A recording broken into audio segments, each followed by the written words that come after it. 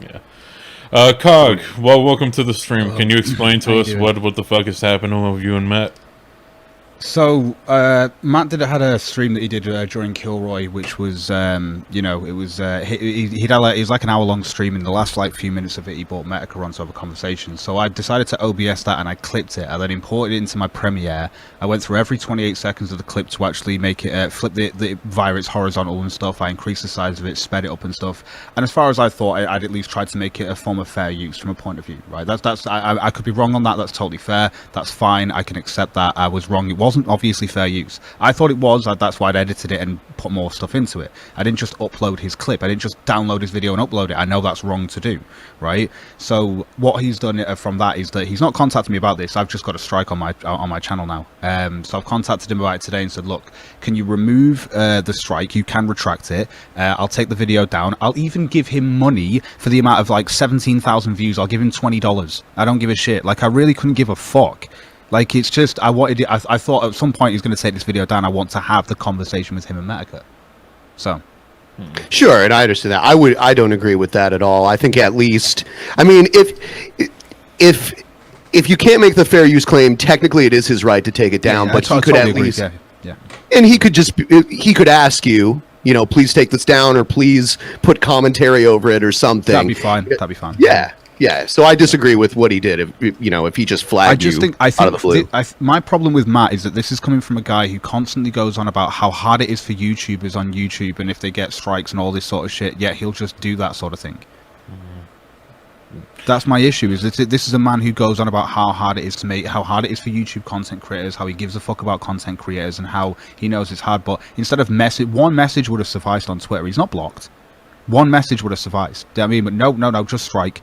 And I've had to deal with this today. And now I'm very lucky right now. As soon as I saw it on my email, I just pressed start streaming on my OBS, and it started streaming, and I was like, holy fuck. Now I don't know how, but I've gone through this is so cringy, but copyright school, which is what they put you through after you get a strike. And I'm all too familiar with that. God, you came out the other end of the copyright school, and apparently my streaming is still enabled. I don't know how, but I've got a strike on my channel. It says I've got a copyright strike from Matt still on my channel. It shows all that, but my streaming is still enabled. So I'm just crossing my fingers it stays like that. I swear, because that is the majority of my income right now. It really is. It's what I've pushed my channel to doing more. Is more streams. People are enjoying them, so I'm doing them more. Well, at least that's a plus. Ben, were you aware that I offered Matt $1,500 to take a pie to the face and he refused? No, but I would have done it. I'll take $1,500 to come in here for an hour, to have a conversation for an hour. I guess it depends on what's in the pie. If it's some kind of I would have let him choose. Maybe. No, I would have let him choose his flavor. Okay. Yeah, I think it was a fair offer. He just doesn't want to take the blood money.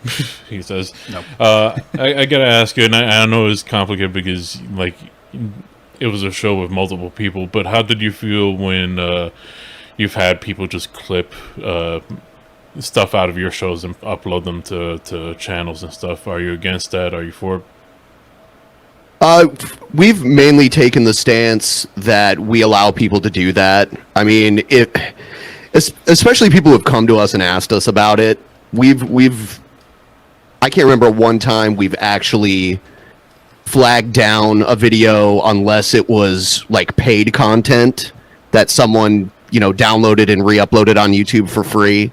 We would take action in that case. But if it's just a clip of our show that someone wants to share because they're a fan, then we've let that slide a lot. There's clips of our shows all over YouTube right now. We could have them all flagged into oblivion if we wanted, but we haven't done that. So I'm not a fan of Matt really. I'm a fan of Metica, but it's like I say, it was more I just wanted to archive the conversation. I wouldn't want to take out of context. I didn't want to put my own stuff on the top. It was their conversation. I just wanted to kind of have. It was only the 15 minutes from an hour-long thingy or something, and I just wanted that little clip to kind of stand the test of time essentially. But it's not the fact that I just downloaded it, uploaded it. I actually went into it and went, right, I'll add little edits into this and stuff like that. So I don't want to take it out of context, but I want to at least add edits so you can see that I've actually tried here to make it fair use. But no, just strike it immediately. It's just ridiculous. Yeah, I mean, he can revoke the strike. He can. I believe. No, he definitely can. It tells me on my thing that he can retract the strike. I just had to contact him and ask him, and I've done that. I've literally got to the point where I'm like, I will give you money for the video. Like literally, like what it made 17,000 views, and I don't make a lot of views on my videos, and it made about 17,000. So I'll give him $20, which is worth you more offered than him the to video take was. it down, right? I've offered him money to take it down, obviously for whatever it was worth, and I've also said that if he retracts a strike, I'll just take the video down as well. Like I say, I can't really do any more than that. Like you retract the strike, I don't have a strike on my channel, I can continue what I'm doing. I can obviously take down the video, fine, and I'll also send you $20 because of any views it may have made. I can't be any more reasonable than that. Fucking hell. Yeah, that seems reasonable. Yeah, one thing I always tell people, especially people who are dependent on streaming for income, I would say make a backup channel too. Yeah, people keep telling me that as well. Yeah. I usually don't. I do work like in the day and stuff like that at home, but obviously then I come home and do streaming and stuff like that. So it's kind of like I have two different incomes, one coming from work and one coming from YouTube. But obviously YouTube is a big chunk of that income, and if that's gone for 3 months, fuck, that really wrecks you. Especially when you're doing daily content. Especially when you're doing daily.